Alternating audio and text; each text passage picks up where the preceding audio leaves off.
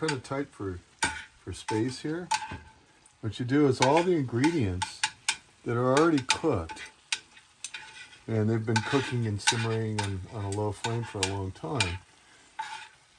The mushrooms, the onions, the broccoli, some of the spices, you know, get pushed to the side.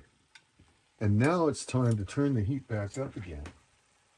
But because the stuff that's already cooked on the side is out of the, the hot range of the pan, you can actually put stuff in the middle here, the hole you left, to get cooked pretty quickly. And then you can blend it back in and turn it down again.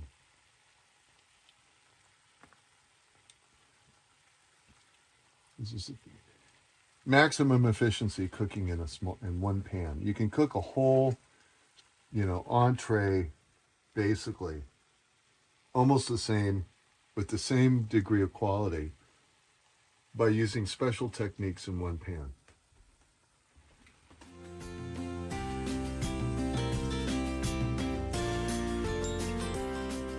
Seven minutes later, we can go ahead and open up the casserole. It's still on high, and go ahead and turn everything over that we put in the hole in the middle.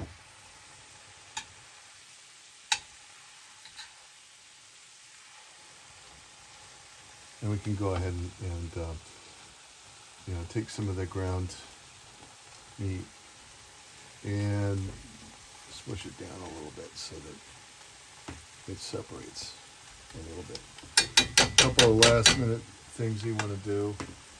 You can always use a little dash of clove to substitute for the basil you might not have. You have to be careful not to put too much. That's about right. And spaghetti sauce really does like a little bit of sweetener. I don't use a lot because the tomatoes and the onions supply some of it, but a little honey is always a good thing. Because it balances out the acid, right? It sweetens up some of the spices.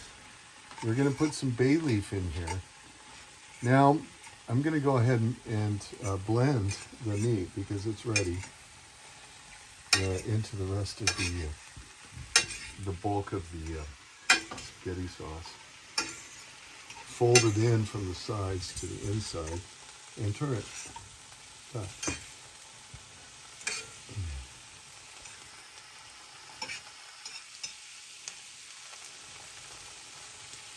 Oh, that's smelling good. I wish I could translate smells through a smartphone. I can vouch for that. Grecian Bay, Laurus nobilis, is the one you want for spaghetti sauce. If you can't use this, the default would be 7-to-1. I've got 7 bay leaves for a quart size here. And that's Laurus nobilis. If you're going to use Umbellifera californica, that's California Bay, 1 leaf is plenty. And then we've got our stewed tomatoes, and we're just going to go ahead and put that on top.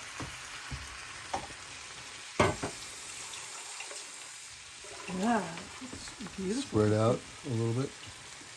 Mix later, but for now, what we can do is we're going to marry all the juices with a little bit of time. I'm going to go ahead and cut some of the tomatoes just right in there, because a little bit big.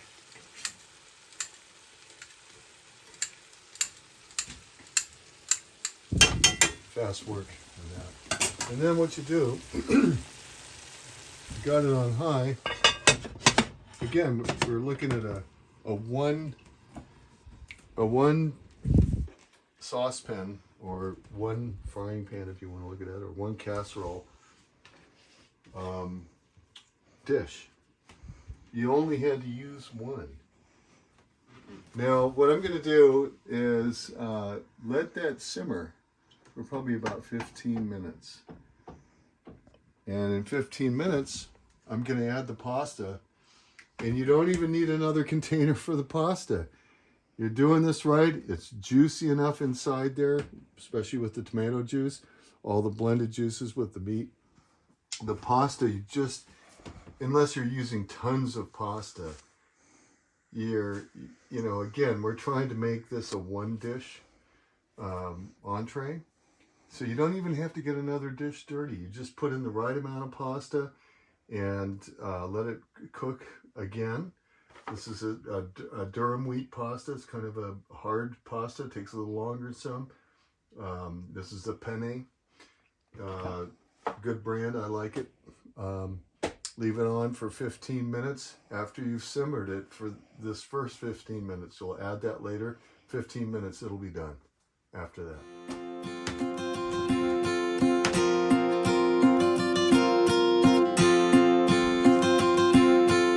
15 minutes later,